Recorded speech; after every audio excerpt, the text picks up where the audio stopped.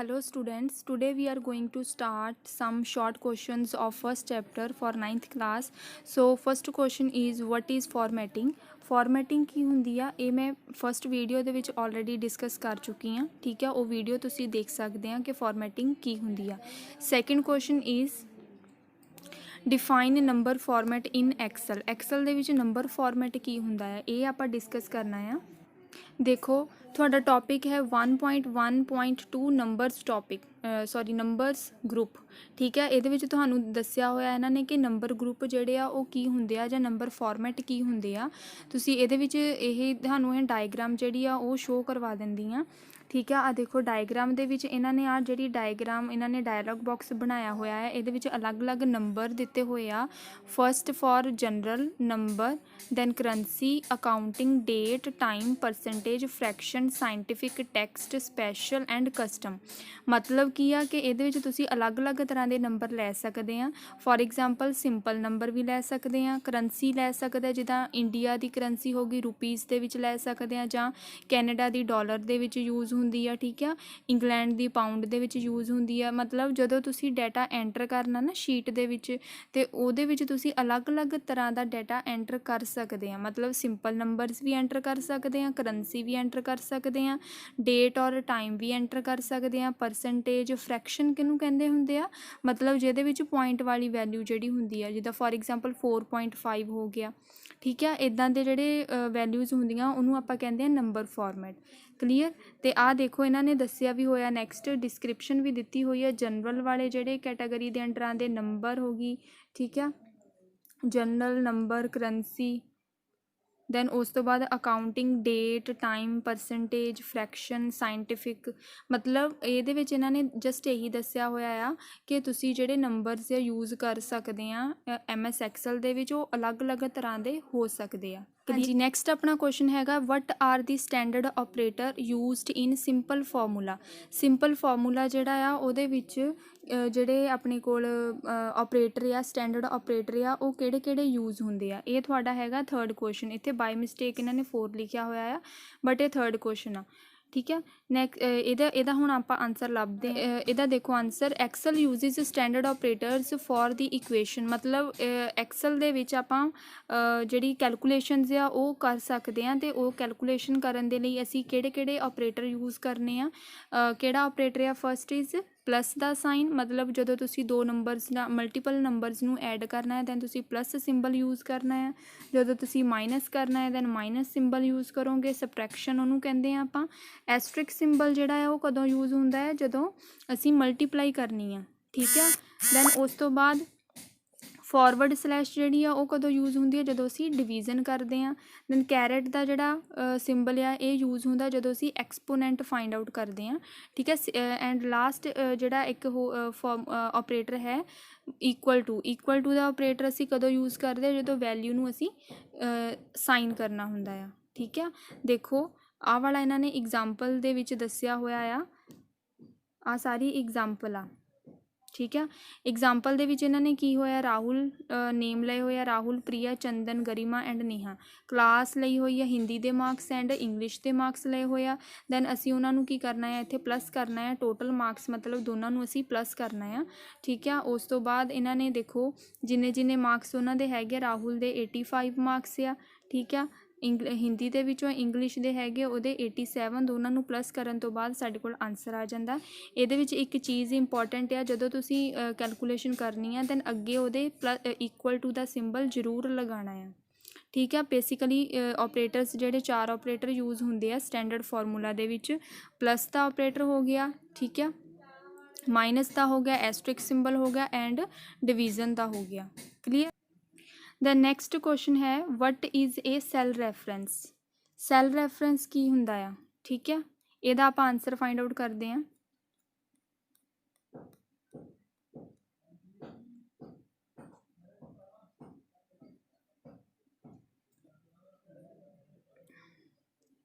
This is the answer of this question cell reference. Cell reference की हुंदा आ Cell reference is very important in Excel. In Excel, cell reference is termed to calculate important calculations by using a cell. मतलब ਅਸੀਂ cell ਨੂੰ use ਕਰਕੇ ਅਸੀਂ calculation ਜਿਹੜੀਆਂ ਆ ਉਹ ਕੈਲਕੂਲੇਟ ਕਰਨੀਆਂ ਆ। ਹੁਣ ਇਹਦੇ ਵਿੱਚ ਵੀ ਮੈਂ ਤੁਹਾਨੂੰ ਦੱਸ ਦਿੰਦੀ ਆ ਕਿ ਸੈੱਲ ਕੀ ਹੁੰਦਾ ਆ। ਫੋਰ ਐਗਜ਼ਾਮਪਲ ਦੇਖੋ, ਇਹ ਇੱਕ ਕਾਲਮ ਆ ਸਾਡੇ ਕੋਲ A, ਠੀਕ ਆ। इधरों जी साढ़े कोल एक रो आ 1, first row then A column, मतलब जोड़ा साढ़े कोल जिथे 55 लिखिया होया आ, ठीक है। 55 का जोड़ा एड्रैस होएगा वो की होएगा A1, मतलब A1 जोड़ा आ वो केड़ी वैल्यू आ 55। इस तरह असी कैलकुलेट कर सकते हैं 70 केड़ी पोजीशन ते आ, B कॉलम हो गया, ठीक है। उधरों इधरों रो जी वो केड़ी हैगी आ 1, मतलब B1 जी जोड़ा एड्रैस हैगा आ 70 जिथे लिखिया होया आ, ठीक है। नैक्सट उस तो बाद असी सैल रैफरेंस यूज़ करके कैलकुलेशन कर सकते हैं। मतलब तुसी अगर इत्थे वैल्यूज़ जड़ियाँ नहीं लिखनिया चाहते, तुसी इत्थे सैल रैफरेंस लिख सकते हैं। किद्दां लिख सकते हैं? 55 की वैल्यू कितनी है A1, 70 की वैल्यू कितनी है B1। सो इत्थे आपां लिख दिता A1 प्लस B1। दैन जदों तुसी एंटर करोगे, ठीक है, उदों तुहाडा इत्थे 55 ते 70 दोनों प्लस हो के इत्थे आंसर शो हो जाना है, ठीक है। इनू आपां कहंदे आ cell reference. The next question is what are the parts of a function, ठीक है। What are the parts of a function. So of a function the order in which we insert a function is important. Each function has a specific order called the syntax। मतलब तुसी जड़ा आ किस तरीके दे नाल जड़ा तुसी लिखना आ, जदों भी तुसी फॉर्मूला अप्लाई करना आ वो किद्दां अप्लाई करना आ। देखो आ इन्हां ने दस्सिया होया आ वे, ठीक है। सब तो पहला तुसी की लिखना आ, इक्वल टू दा साइन लगाना आ, ठीक है। उस तो बाद फंक्शन का नेम लिखना है। फंक्शन का नेम की होएगा जो तुसी कैलकुलेट करना चाहते हैं, मतलब ऐड करना है। दैन आपां सम लिख देना है इत्थे, ठीक है। सम करन दे लई ऐड लिख दिता। उस तो बाद आर्गूमेंट किहनूं कहंदे आ, जो असी ब्रैकेट दे विच लिखदे आ। ब्रैकेट दे विच मतलब B3 कोलन B12, मतलब B3 तो लैके B12 तक जिन्नियां भी वैल्यूज़ होगियां उन्हां दा की हो जाना सम हो जाना है। दैन आंसर तुहाडा कैलकुलेट हो जाना है, ठीक है। ये हैगा पार्ट्स ऑफ द फंक्शन, मतलब पार्ट्स केड़े केड़े हो गए, equal to the symbol, function name and argument, 3 parts है। So next question is define sorting. Sorting की हुंदी आ कि जदों असी जड़ियाँ तुहाडे नेम हुंदे आ, ठीक है। जिद्दां हुण फॉर एग्जाम्पल तुहाडी क्लास 9th क्लास आ, 9th क्लास दे विच अप्रॉक्सीमेटली 37 और 38 स्टूडेंट आ, ठीक है। जदों असी उन्हां नूं सॉर्ट करके लिखदे आ, मतलब सब तो पहलां A लैटर वाले जिहड़े बच्चे आ जिन्हां दा नेम A तो स्टार्ट हुंदा आ असी उन्हां नूं लिखना है, ठीक है। फिर जिन्हां दा नेम B तो स्टार्ट हुंदा आ वो B वाले नैक्सट आ जूगे, फिर C वाले, फिर D वाले, ठीक है। उहनूं आपां कहंदे आ सॉर्टिंग। दैन इहदा आंसर आपां फाइंड आउट कर लैंदे आ। Here is the answer of sorting. What is sorting? Sorting data in Excel basically means that we can arrange the data according to the some specific criteria, like for example the number in ascending or descending order or ascending order according to the dates, ठीक है। मतलब कहते कि असी data नूं असी sort करना है, असी किसी तरह भी सॉर्ट कर सकते हैं। असेंडिंग ऑर्डर विच भी सॉर्ट कर सकते हैं, मतलब कि A वाले लैटर फस्ट आऊगे, दैन B वाले, फिर C, फिर D, इदां भी सॉल्व कर सकते हैं। तो असी इनू सॉल्व कर सकते हैं। फॉर एग्जाम्पल लास्ट जिहड़ा अपने कोल Z तो हो गया, ठीक है, Y तो हो गया, मतलब डिसेंडिंग ऑर्डर दे विच, क्लीयर। दैन इत्थे देखो इन्हां ने जिहड़े नेम आ हैगे एग्जाम्पल दसी हुई आ जिहदे विच सॉर्टिंग फिलहाल नहीं कीती हुई, क्योंकि देखो इहदे विच जिहड़े एल्फाबैट्स आ वो सीरीयल ऑर्डर दे विच नहीं आ रहे। बट नैक्सट जदों इन्हां ने सॉर्टिंग कीती हुई है, सॉर्टिंग करन तो बाद जिहड़ा आंसर आ रहा आ वो किस तरह आएगा, इन दिस वे, ठीक है। देखो सारे लैटर्स जिहड़े आ, सारे नेम जिहड़े वो एल्फाबैटिकली जिहड़े आ सॉर्ट हो गए आ, उहनूं आपां कहंदे आ सॉर्टिंग। मतलब असी सीरीयल ऑर्डर दे विच डाटा अरेंज करना। Then next question is filter. Filter की हुंदा आ, हुण इहदे विच मैं तुहानूं एक एग्जाम्पल दे सकदी हाँ कि फॉर एग्जाम्पल कि तुसी डाटा जिहड़ा आ वो फिल्टर करके जिहड़ा है चूज़ करना आ। तुहाडी क्लास दे विच बहुत ज़्यादा स्टूडेंट आ, फॉर एग्जाम्पल 100 स्टूडेंट आ, ठीक है। 100 ਸਟੂਡੈਂਟਸ ਆ, ਬਟ ਤੁਹਾਨੂੰ ਡਾਟਾ ਜਿਹੜਾ ਆ ਥੋੜ੍ਹੇ ਬੱਚਿਆਂ ਦਾ ਚਾਹੀਦਾ ਆ, ਜਾਂ ਕਹਿ ਲਓ ਕਿ ਤੁਹਾਨੂੰ ਡਾਟਾ ਸਿਰਫ ਉਹ ਵਾਲੇ ਬੱਚਿਆਂ ਦਾ ਚਾਹੀਦਾ ਆ ਜਿਹੜੇ ਬੱਚਿਆਂ ਦੇ ਮਾਰਕਸ 90% ਆ। ਠੀਕ ਆ, ਤੁਸੀਂ ਇੱਥੇ ਫਿਲਟਰ ਯੂਜ਼ ਕਰਕੇ ਲਿਖ ਸਕਦੇ ਆ ਕਿ ਜੋ ਬੱਚਿਆਂ ਦਾ ਮਾਰਕਸ ਜਿਹੜੇ ਹੈਗੇ ਉਹ ਗ੍ਰੇਟਰ ਦੈਨ 90 ਤੋਂ ਹੈਗੇ ਆ, ਉਹ ਬੱਚਿਆਂ ਦਾ ਡਾਟਾ ਜਿਹੜਾ ਹੈ ਮੈਨੂੰ ਸ਼ੋ ਹੋ ਜਾਵੇ। ਠੀਕ ਆ, ਅਤੇ ਜਦੋਂ ਤੁਸੀਂ ਇਹ ਵਾਲੀ ਇੱਥੇ ਕੰਡੀਸ਼ਨ ਲਗਾ ਦੋਗੇ ਦੈਨ ਫਿਲਟਰ ਨੇ ਕੀ ਕਰਨਾ ਆ, ਉਹ ਸਿਰਫ ਤੁਹਾਨੂੰ 90% ਵਾਲੇ ਬੱਚੇ ਆ ਉਹਨਾਂ ਦੀ ਹੀ ਡਿਟੇਲ ਜਿਹੜੀ ਆ ਉਹਨੇ ਫਾਈਂਡ ਆਊਟ ਕਰਕੇ ਤੁਹਾਨੂੰ ਦਿਖਾ ਦੇਣੀ ਹੈ। ਸੋ ਆਪਾਂ ਹੁਣ ਫਾਈਂਡ ਆਊਟ ਕਰਦੇ ਹਾਂ ਇਹਦਾ answer. Is the answer filtering data. Filter is a tool in MS Excel that is used to get the information according to our requirement. मतलब जो भी थोड़ी requirement ਹੁੰਦੀ ਆ ਨਾ ਉਹਦੇ ਅਕੋਰਡਿੰਗ ਡਾਟਾ ਜਿਹੜਾ ਤੁਹਾਨੂੰ ਮਿਲਣਾ।